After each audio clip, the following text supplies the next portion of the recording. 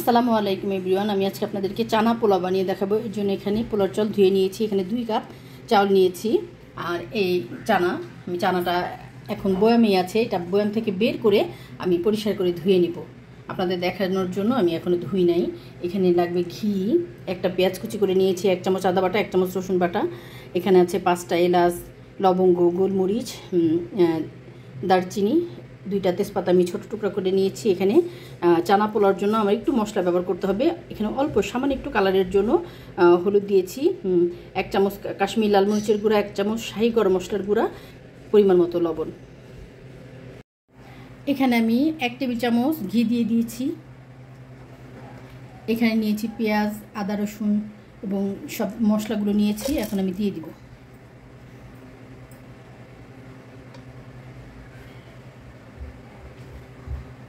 এখন পেঁয়াজটা ভালো করে একটু ভেজে নিব। এখন পেঁয়াজটা একটু ভেজে নিয়েছি, এখানে সব মশলাগুলো দিয়ে দিব। মশলাটা একটু কষিয়ে নিব এবং এখন দিয়ে দিব এখানে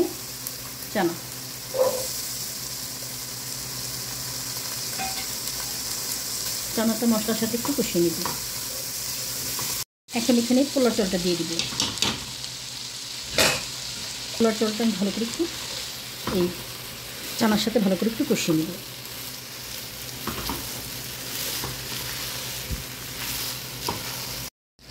এখন এখানে ভালো করে চালটা কষিয়ে নিয়েছি, একদম ভাজা ভাজা করে নিয়েছি ওই চানার সাথে। এখন এখানে আমি দিয়ে দিব ফুটানো গরম পানি। আমি এই মগের 2 মগ চাল নিয়েছি, তাই এখন 4 মগ পানি দেওয়ার কথা, কিন্তু আমি দিব 3.5 মগ। এখানে 1, 2, 3, অর্ধেক গ্লাস।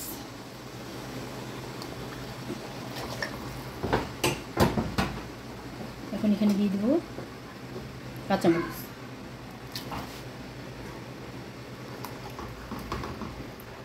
এখন রান্না করে নেব।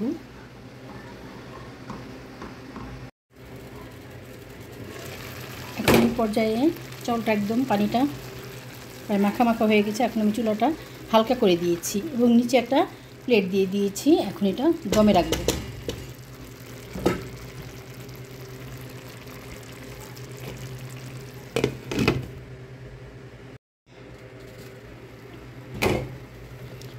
এখন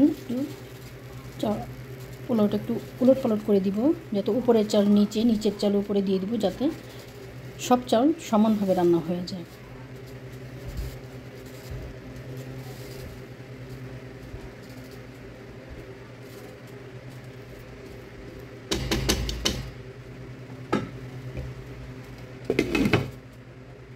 আবার ঢেকে আরও 5 মিনিট রাখবো।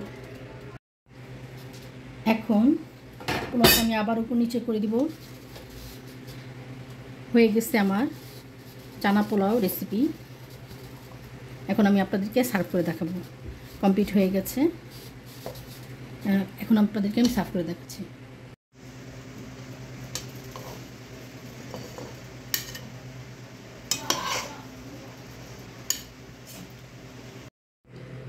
হয়ে গেছে আমার চানা পোলাও রেসিপি। আপনারাও আমার রেসিপি ফলো করে বানাতে পারেন। যদি আমার রেসিপিগুলো আপনাদের ভালো লাগে তাহলে আমাকে সাপোর্ট করবেন। আমার নিত্য নতুন রেসিপি দেখার জন্য আমার পাশে থাকবেন। কমেন্ট করবেন আমার রেসিপিগুলো আপনাদের কেমন লাগে। আল্লাহ হাফেজ।